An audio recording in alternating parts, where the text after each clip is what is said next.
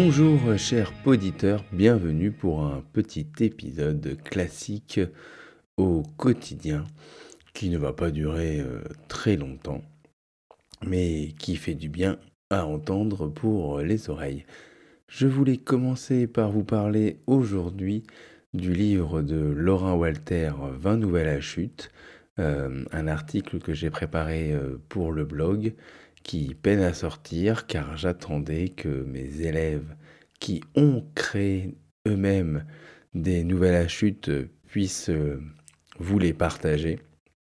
Mais ça prend un peu de temps à mettre en forme pour avoir un recueil convenable, digne de partage. Donc du coup, il va sortir très prochainement sur le blog avec un petit retour très complet. Mais là, je voulais vous en parler très rapidement. Il s'agit d'un livre qui contient 20 nouvelles à chute, écrites par Laurent Walter. J'avais déjà parlé d'un de ses livres qui s'appelle Saga pour le cycle 3, un livre dont on est le héros. Ici, c'est complètement différent. On a des petites nouvelles avec des chutes pour sensibiliser et faire découvrir aux jeunes c'est ce type d'écrit. Et donc du coup, les jeunes sont confrontés à plusieurs différents types de chutes, comme la surprise du personnage, du lieu, de la narration, des fois de l'information manquante et celui qui a le plus suscité d'intérêt, l'objet. Donc c'était très très très sympa à faire découvrir ça aux élèves. On a fait un petit jeu assez régulièrement. Fallait qu'ils trouvent la chute. Alors c'était vraiment un moment très très très attendu dans la semaine. À travers la progression que propose Laurent Walter, en plus de son livre avec les nouvelles, il a un petit livre pédagogique avec un contenu de séance. Et donc au niveau de la progression des séances, on découvre de plus en plus de types. Et à la fin, l'élève est amené à écrire sa propre nouvelle, ce que mes élèves ont donc fait et ce dont je voulais vous partager et que je vais partager dans l'article que vous retrouverez sur le blog. Donc, comme d'habitude avec Laurent, il n'y a pas besoin d'acheter un livre pour chaque élève de la classe. Un livre suffit avec le guide pédagogique et on passe 8 séances, 8 ou 10, je ne sais plus, 8 ou 10 séances très, très intenses et très intéressantes avec vos élèves. Donc, je vous le conseille. Je crois que c'est entre 10 et 15 euros que vous pouvez acheter sur son site monécole.fr. Autre chose dont je voulais vous parler, c'était le retour après 3 ans du carnaval à l'école. C'était vraiment un moment super, il a fait un temps magnifique. Les élèves étaient très heureux de s'être déguisés. On avait mis de la musique, on a fait la fête, on a mangé des crêpes. On voyait que les enfants avaient vraiment envie de passer ce moment ensemble. Pour les CM2, c'était le dernier. Et comme je vous disais, ça faisait 3 ans qu'ils n'en avaient pas fait depuis le CE1. Donc grande excitation, très très bon moment, partage de sourires, de danse, c'était vraiment voilà, top. Donc ça fait du bien maintenant de revivre des moments comme ça. Autre sujet plutôt actu pour ma part, c'est la sortie, je ne sais pas si je vous en avais déjà parlé, ainsi que j'avais participé, mais pas qu'ils étaient sortis, sont des livres que j'ai fait, hein, auxquels j'ai participé plutôt, hein, parce que c'était préexistant, c'était les fiches mémo qui existent pour tous les niveaux de classe du CP au CM2. Et donc là, l'idée, c'était de faire un fiche mémo maths, un fiche mémo français de bilan école primaire, donc qui reprend les fiches du CM1 et du CM2. Donc là, il y a 2 livres séparés, un maths, un français, hein, il n'est pas couplé en un seul.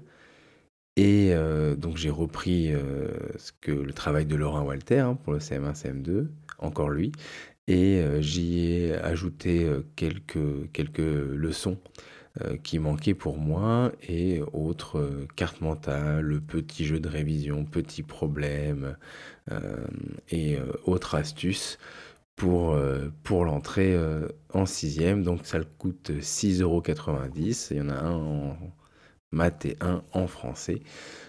Donc bah écoutez, ça fait toujours plaisir de voir son nom dans un livre.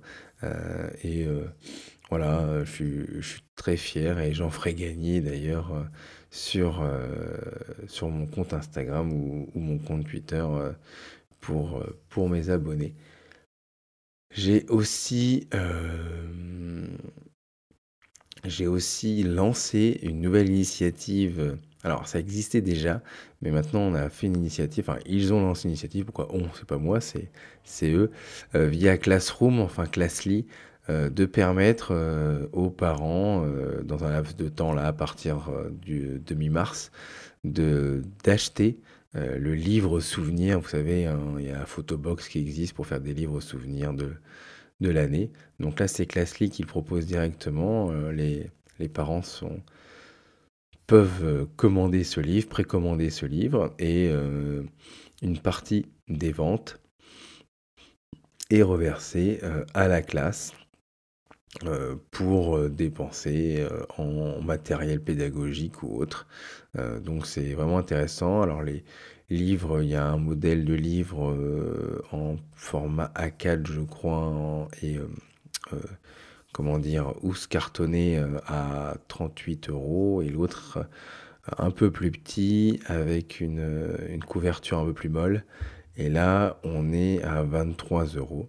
Donc j'espère que les parents vont en acheter quelques-uns. Ça fera toujours un peu de sous à la classe et ça fait un beau souvenir. Et mi-juin, bah, je validerai le livre, je le mettrai en place et comme ça les parents pourront le recevoir à la fin de l'année pour garder un souvenir de l'année. Donc j'essaye de poster pas mal de photos régulièrement sur Classy de tout ce que l'on fait à l'école. Et puis, alors on pouvait déjà l'acheter à la fin de l'année, hein, dans les autres années précédemment, mais là je trouve sympa de lancer une initiative comme ça ressemble un peu à ce qu'on fait nous, je sais pas vous, mais nous on fait pour les chocolats, à Noël ou à Pâques, où on fait des initiatives chocolat, pareil, les parents peuvent commander des chocolats et puis nous on a une petite somme qui nous est reversée à la fin et ça permet de faire des projets pédagogiques dans la classe. Et ils ont lancé aussi l'ouverture Classly du KED, du KED, là, qui se déroulera le 11 juillet à Paris à la station F. Et cette année, nouveauté, elle n'est pas réservée qu'aux ambassadeurs Classly, mais à tous les enseignants qui voudraient s'y rendre.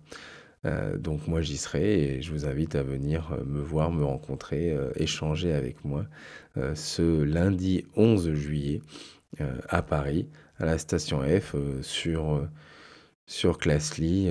On doit pouvoir s'inscrire sur le site Classroom, on doit pouvoir retrouver euh, la page pour pouvoir s'inscrire et venir le 11 juillet à Paris pour rencontrer tout plein d'enseignants, l'équipe Classly et tout plein de partenaires qui seront là pour cette grande journée pour l'éducation en France. J'ai reçu aussi, j'ai reçu euh, un instrument de musique qui s'appelle pardon, je ne me trompe pas, Zenadrum, hein, euh, qui est un instrument de percussion. Je ne sais pas si vous connaissez. J'en ferai un retour très très très très prochainement. Je vais mettre le lien en description si vous voulez voir ce que c'est. Ça a l'air d'être très guidé et très très sympathique. J'ai hâte de le tester avec mes élèves. En musique, c'est pas mon fort. Alors après, j'ai mon collègue qui lui est plutôt bon en musique, hein, d'ailleurs c'est son truc. Donc je pense que je vais lui passer aussi pour qu'il puisse le tester avec ses élèves et mes élèves aussi. Mais en tout cas, j'ai hâte de vous en parler parce que moi j'ai un instrument de musique, je suis un peu curieux et il est très très original et les percussions ça passe plutôt pas mal pour les élèves. Donc je vous mets le lien dans la description de l'émission, vous pouvez vous y rendre assez facilement. Autre sujet, j'ai parlé beaucoup de notions, .io sur un dernier podcast et puis sur le blog avec une vidéo YouTube pour organiser son travail de professeur et pouvoir partager des petits sites aux parents. Donc c'est très bien, sauf que voilà, je suis grand fan d'Apple et c'est vrai que là, l'application, elle était plutôt en format web app, quoi, donc pas trop optimisée pour Apple. Et je suis tombé sur Craft Doc et voilà, c'est moins poussé parce qu'il n'y a pas les tableaux comme il peut y avoir dans Notion, hein. Euh, mais mais c'est plus joli, c'est plus fluide. Alors, il y a moins d'options pour l'instant, mais ça se perfectionne de jour en jour parce que c'est un site, enfin, c'est un logiciel qui n'a que 1 an à peu près, ou 1 an et demi. Donc il est très très jeune encore. Et vraiment, j'arrive à organiser tout mon travail dessus. Je vous ferai un article bientôt pour vous expliquer comment je peux faire pour faire mon cahier journal dedans. Et on peut mettre des notes dans des notes avec, voilà, à chaque fois qu'on écrit une phrase, on peut aller dedans et expliciter encore plus. Donc ça permet de faire des belles, enfin, des belles pages, des belles notes. L'export est assez sympa. On peut tout mettre dedans et on peut aussi le partager comme un site pour les parents, ou là je l'ai partagé pour les élèves avec les médiathèques où je mets plein de liens, plein de sites, plein de ressources. Donc c'est super facile à prendre en main. Et puis c'est joli. Donc je vous en parlerai dans une prochaine vidéo, mais en tout cas je suis vraiment à fond sur Craft Docs, ou ça s'appelle Craft Docs, mais voilà, ils ont aussi une web app, donc ça peut marcher sur tous les ordinateurs, les PC, les tablettes Android ou autres smartphones. Donc je vous en reparlerai plus précisément, mais en tout cas c'est une belle trouvaille. Et enfin, pour finir, un peu plus léger, on reste sur la tech et le numérique. Dans la nouvelle mise à jour iOS 15.4, je crois. Alors même si ça existait depuis longtemps sur Android, hein, vous allez me dire, sur Google, il y a deux nouvelles choses que j'aime beaucoup. C'est en plus du scanner avant qu'il y avait, c'est dans Notes, c'est la reconnaissance de texte et ça reconnaît aussi le texte manuscrit. Donc si vous avez écrit un texte à la main sur un papier, bah, hop, vous pouvez prendre la photo, ça reconnaît le texte et ça l'insère directement dans une note. Enfin, il n'y a même pas besoin de prendre une photo en fait, ça détecte le texte. Et que ce soit du texte écrit, bah alors si c'est tapé à l'ordinateur, c'est simple, hein, vous prenez une feuille, vous avez une feuille qu'on vous donne un petit texte, hop, vous voulez le garder et le transformer tout de suite en numérique, ça va vite. Il suffit juste de mettre voilà, de reconnaissance de texte et puis il y a un petit bouton qui s'affiche avec insérer le texte et hop, le texte s'insère sur la note. Donc c'est vraiment pratique et ça marche aussi sur l'écriture manuscrite. Alors après, il faut aussi que ça soit bien écrit, quoi. J'ai fait des tests avec mes élèves. Bon, des fois, c'était pas clair, mais bon, c'est quand même pas mal. Ça a le mérite d'exister. Il faut essayer. Et autre chose qui existait avec Google Lens depuis longtemps, mais maintenant c'est vraiment intégré à l'iPhone, à l'iPad et autres. Donc les iPads et les iPhones les plus récents. Quand on prend une photo d'un chat, d'une œuvre d'art ou autre, voilà, on peut soulever la photo, en fait un petit geste de la photo du bas vers le haut, et il y a une recherche qui se fait, et voilà, donc ça nous permet de dire bah, quelle plante c'est, quelle œuvre d'art c'est, quelle race d'animaux c'est, etc. Donc je sais, ça existe depuis longtemps sur Google, mais sur Apple, ils les mettent au fur et à mesure, ils les mettent bien, et maintenant tout est intégré directement. Donc je trouvais que c'était des nouveautés assez sympas. Voilà, et donc je vous invite à mettre à jour votre appareil Apple et tester ces deux fonctions qui sont vraiment top et qui vont certainement vous faire gagner pas mal de temps. Voilà pour ce petit podcast qui, je pensais, allait durer moins longtemps, qui finalement dure une bonne petite quinzaine de minutes. Je vous remercie de m'avoir écouté. Nous, on est en zone B, enfin moi je suis en zone B. Il me reste donc 2 semaines, donc un ou deux podcasts avant les vacances.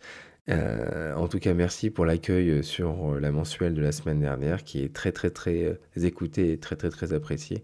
Beaucoup de retours, ça fait vraiment plaisir. On est content avec Thomas et Charlène d'avoir trouvé le temps de se réunir à nouveau après, toi, moi, sans émission et on espère continuer encore, sur les mois prochains jusqu'à la fin de l'année, pour vous faire 2 ou 3 émissions qui vous plairont et qui vous permettront, d'avancer et de découvrir des choses ou voilà, ou d'apprendre des choses, sur ce qu'on peut nous apporter, vous apporter, sur l'éducation et la pédagogie.